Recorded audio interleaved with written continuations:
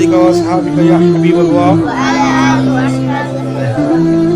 अस्सलातु वस्सलामु अलैका या नबीयल्लाह, व अला आलिका व अस्हाबिका या नूरल्लाह।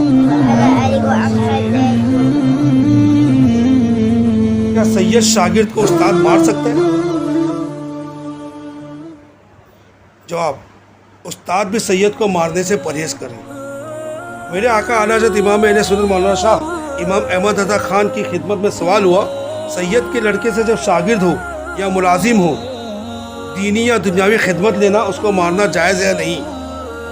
जवाब मिला, जलील खिदमत इससे लेना जायज़ नहीं। गिरी जो खिदमत होती थी कि ज़मीन पुछवाना, नौकरों की तरह रखना, ऐसी खिदमत लेना उनसे जायज़ नहीं। न ऐसी खिदमत में उसे मुलाजिम रखना जायज़ है, और जिस खिदमत में ज़िल्लत नहीं उस पर मुलाजिम रख सकता है। बहाल शागिर्द भी जहाँ तक उर्फ़ और मारूफ हो खिदमत लेना शरन जायज़ है, शरन जायज़ है, ले सकता है। और यानी सैयद को मारने से मुतलक़म परहेज़ करे, जहाँ तक हो सके परहेज़ करे। और सैयद साहब को अगर कुछ समझाना हो या कुछ डांटना भी हो तो ये दिल में ख्याल करे कि मैं शहजादे के कदमों से कीचड़ साफ कर रहा हूँ, ये तस्वर क्या उसको समझाए।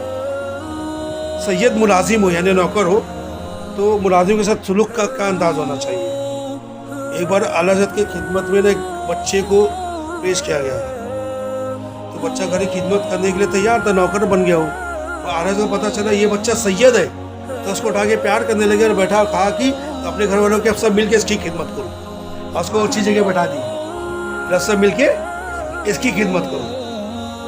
जनाब सैयद अबू अय्यूब अली साहब रहमतुल्लाह अलैह का बयान है कि कम उम्र साहबजादे खानादारी कामों में इमदाद के लिए आला हज़रत के काशाना अक़दस में मुलाजिम हुए। बाद में मालूम हुआ कि सैयद ज़ादे हैं, लिहाजा हुज़ूर आला हज़रत ने घर वालों को ताकीद फरमा दी कि साहबजादे से खबरदार कोई काम ना लिया जाए कि मखदूम ज़्यादा है। ये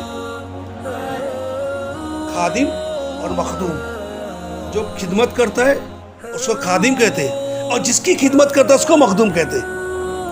तो अल्लाह के रसूल के हम खादिम हैं, वो हमारे मखदूम हैं, और ये मखदूम की औलाद में मखदूम ज़्यादा है, समझे ना। यानी आका के फर्जंद है, इनसे खिदमत लेनी नहीं, इनकी खिदमत करनी है।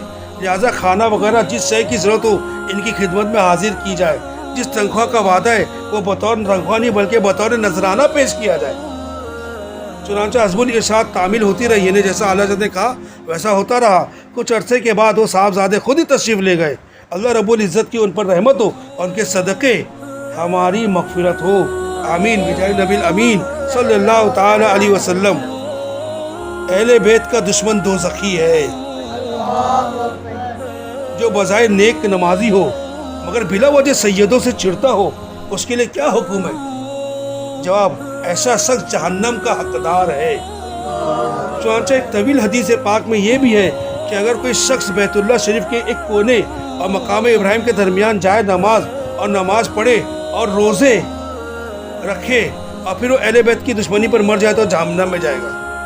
यानी वो शख्स कितना खुशनसीब था कि बैतुल्लाह यानी कि जो काबा शरीफ है उसके एक कोने में मकाम इब्राहिमी के दरमियान जाए और नमाज पढ़े और रोज़े भी रखे तो कितना खुशनसीब है वो। लेकिन वो सिर्फ अहले बैत से दुश्मनी करके दोज़ख में चला जाएगा। हौज़े कौसर पर चाबुक मारे जाएंगे। किसको? कि ये दुरुस्त है कि सैयद से बिला वजह हसद करने वाले हौज़े कौसर से हटा दिए जाएंगे, क्योंकि उस वक्त जो शिद्दत की प्यास लगेगी ना, वो प्यास के लिए वही पानी जो है हौज़े कौसर का पानी ही से प्यास बुझेगी। बर्फ़ से ज़्यादा ठंडा, शहद से ज़्यादा मीठा, दूध से ज़्यादा सफ़ेद और मक्खन से ज़्यादा नरम, समझे। तो अल्लाह के रसूल शफ़ाअत करते हैं कि सबको अपने हाथों से आबे कौसर का जाम पिलाते जाएंगे।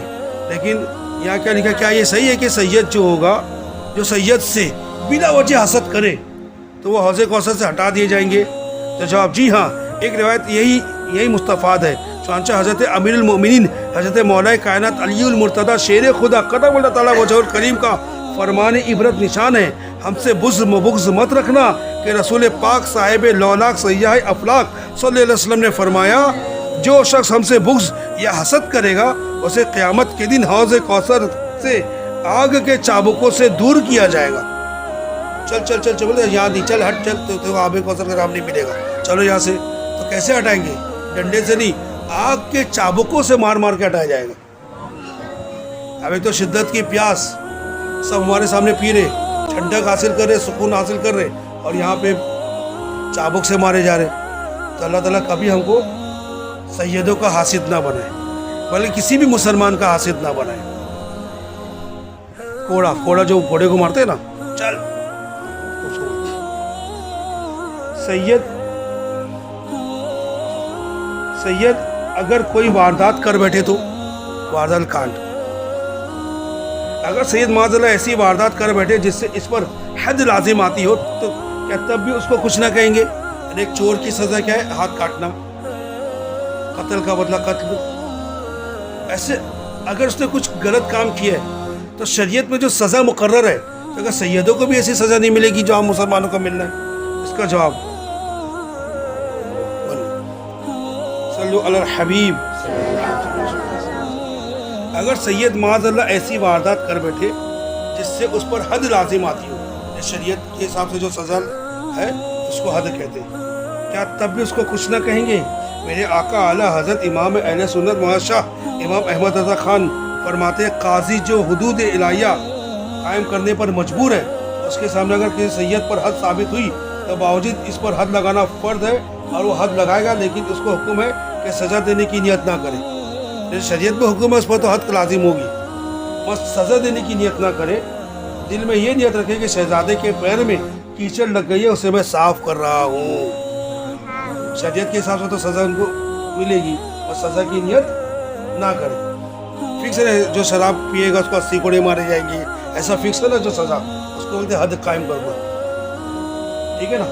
تو اب کسی سید نے پی لیا مان لو، اب جو حد مقرر ہے، وہ جو حاکم اسلام جو قاضی جو حکم لگاتا جج ہے، وہ کیا کرے گا؟ شریعت کا حکم تو عمل کرے گا اس پر، مگر سزا کی نیت سے نہیں. یہ سوچے کہ شہزادے کے پیر میں کیچڑ لگ گیا ہے، میں اسے صاف کروں. سید اگر کفر بک دے تو سید رہے گا یا نہیں؟ اگر سید صریح کفر بکنے کے باعث معاذ اللہ مرتد ہو جائے تو اب وہ سید رہا یا نہیں؟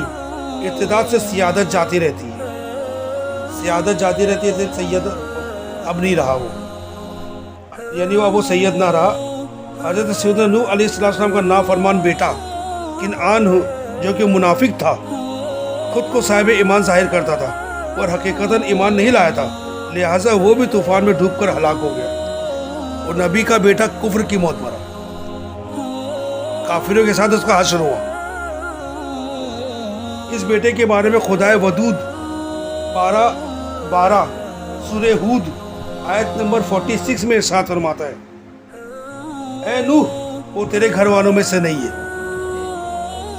وہ کافر ہو گیا تو تیرے گھر والوں میں سے، اے نوح وہ تیرے گھر والوں میں سے، تیرے اہل بیت میں سے نہیں ہے. تو مطلب کیا ہوا کہ جو نبی کا بھی بیٹا اگر کفر کرے تو اب وہ گھر والوں میں نہیں رہتا، اب سید نہیں رہے گا. ہاں سورہ ہود 12واں پارہ آیت نمبر 46. صدر افاضل حضرت علامہ مولانا سید محمد نعیم الدین مراد آبادی علیہ رحمۃ اللہ الہادی اس آیت کریمہ کے تحت فرماتے ہیں، اس سے ثابت ہوا کہ نسبی قرابت سے دینی قرابت زیادہ قوی ہے.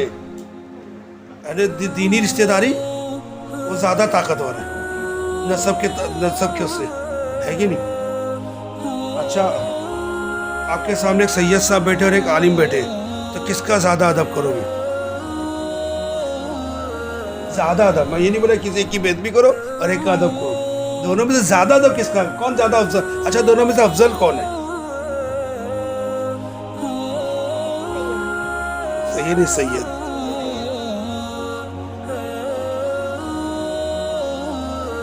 اعلیٰ حضرت قرآن شریف سے ثابت کرتے عالم افضل ہے.